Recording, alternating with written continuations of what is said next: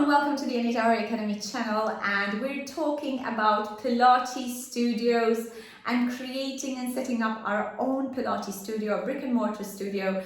And we've had already 3 videos discussing how we're setting up our studio. We've started with our business plan, discussed what space we need, what kind of space we're going to work from, location and how big the space should be. And then we moved on to talking about Pilates equipment.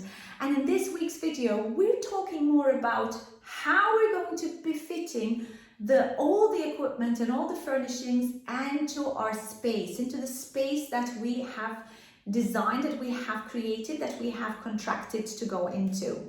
So if you already like the video, guys, hit the like and subscribe. And if you don't know me, my name is Anita Horry. I am second generation Pilates teacher, business coach and mentor for those amazing Pilates teachers who want to create a better space and who want to change the world by teaching Pilates and having their own brand. So let's hit it straight into this week's video. So you've figured out your space, you know where you want to be, you have set up your list of Pilates equipment to buy, you know exactly what you're going to buy, you know roughly where you're going to place them, but have you considered how it's going to flow within your studio? What am I trying to say? Judging by the kind of clientele that you've got, are you going to be running Pilates group sessions or are you going to be doing private sessions?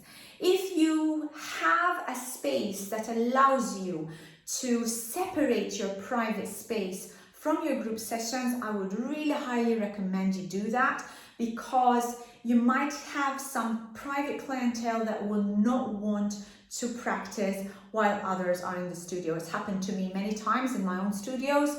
So I was then restricted to having a time where other clients are not in the studio. And that's not always efficient, because it might be a time slot where it will be a very busy time for your own group classes.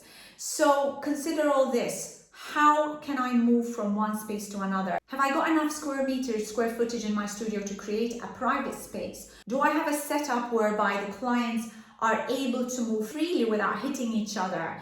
Am I finding that there's health and safety issues involved in working within the space that I have? I remember in one of my studios, I had a very big space, but one of my wall units was to be set in front of a fire exit door. And of course, the health and safety regulations came to me and said, that's not possible, you can't do that. So I've had to reshuffle the way that I was setting up my studio so that I would allow that space for the fire exit.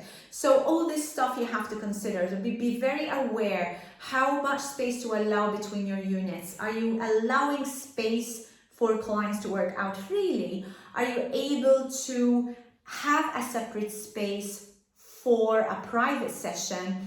Are you able to create a reception area where you're going to separate your clients that are working out to the clients that come in, any people who are inquiring about the studio, not disturbing the studio? And you know, I've been to the most amazing Pilates studios in the world, and I've seen very small, very effective Pilates studios because they were planned properly. And then I've seen lots of studios that were very big, but because they weren't planned properly, they had so much wasted space and they left so much money on the table. So the structure, the focus on the structure of the right layout for your studio is really important. And this stage is finding how they can maneuver, how you as a teacher can maneuver. You know, it's no use having a circular room if you are going to have a large space with maybe panels in between that's going to block your view from your students. If you are teaching a group session and you're unable to have a good overall view of your students, then you better rethink and reshuffle your layout. And it's really clear that some people, and I've seen this in many studios, that some people are not actually involved in this stage when they are doing their purchase or their lease agreements. They don't even think about how this is going to fit within their plans and how their equipment is going to fit into the layout. So make sure that if you have a group reformer class and you have access and you can have good clear view of your reformers, and that you don't have to keep moving your clients and moving equipment around so that you can fit your sessions, because it starts to get really annoying. And not only does it start getting annoying, but it also creates more wear and tear in your equipment. So consider all that before you even sign your lease, guys, or before you even pay for your equipment. And one other thing to think about when you're considering your layout is to see whether you're going to have showers. And if that's the case, if you are going to have changing rooms and showers, do your clients need to thread across the studio to be able to access your showers? And if that's the case, is that going to be disturbing your other clients working out?